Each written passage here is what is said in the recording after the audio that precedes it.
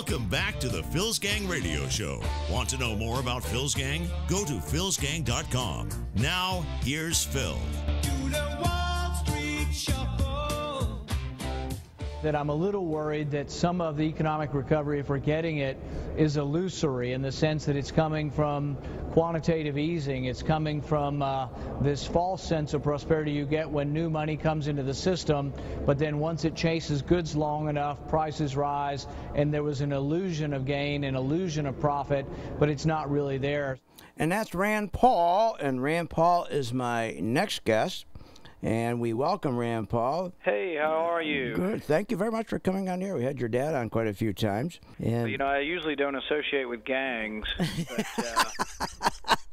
But, very good. I love that. A gang of 8. Oh, man. You know, I don't know if you heard, you probably didn't hear the clip in the beginning, but I love this clip, and I'm going to play it for you, and I'd like to have your response, okay?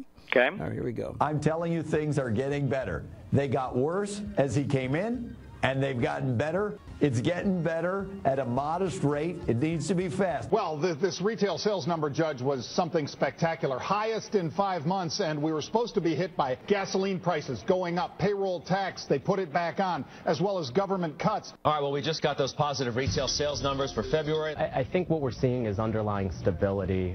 And your response? That I'm a little worried that some of the economic recovery, if we're getting it, is illusory in the sense that it's coming from quantitative easing. It's coming from this false sense of prosperity you get when new money comes into the system, but then once it chases goods long enough, prices rise, and there was an illusion of gain, an illusion of profit, but it's not really there. I am so glad you have said that. I've been fighting CNBC every day with all the blowhards that go on there, and the economy's terrific, things are coming. And what really angers me is when they tell us how the housing market's turned around when we have five of these investment bankers from Wall Street that's going and buying 70% of these homes. Unbelievable. Your response? well, you know, it reminds me a little bit of when the housing boom was going on and you had all these talking heads say it's going up, I predict 10% next year, no 20% next year. And you remember Peter Schiff was on there saying, you know what, I see a bust coming. My dad was saying the same thing in the banking committee. And so there were a few people that saw it coming. But I still think we're creating another illusion now. It's not a huge bubble in the sense that we have huge prosperity, but I think there's still some – I think they've taken some of the bottom out of the recession and we're lingering on. But I fear you could have a correction within a correction.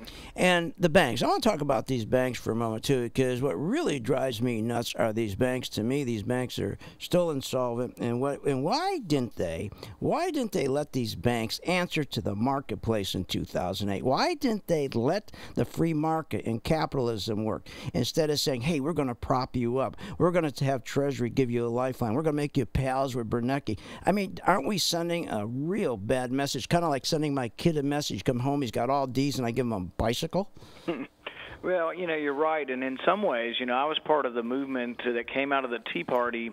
And one of the things that upset the Tea Party most was that middle-class taxpayers across America were asked to pay for the failure of these big banks.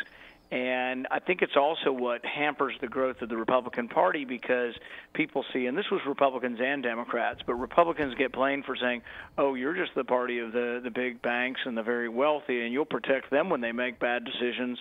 But I'm a guy who's a middle class, and I made a bad decision by buying too big a house. You're not going to protect me. So you can see the hypocrisy there, and we need to be consistent across the board and say that, look, we do care about the middle-class taxpayer, but we're not going to be bailing out the company that had a CEO that made $7 million last year.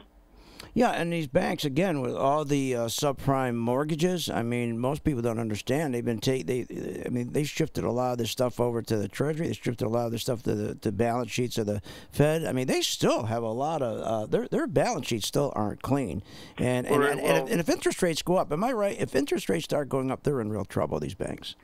We're in a huge for a huge problem if interest rates rise, and that's my question when I talk to most of the investors and the big money managers and all that. I say, can the Federal Reserve control this interest rate forever? And they say no, but they can control it for a long time. And I wonder and worry about when we get to the point where the Federal Reserve no longer can manipulate the interest rate and it begins to rise, what happens? Because the burden of our debt from the federal government becomes enormous, but also the level of personal debt, the burden of that becomes enormous as interest rates rise.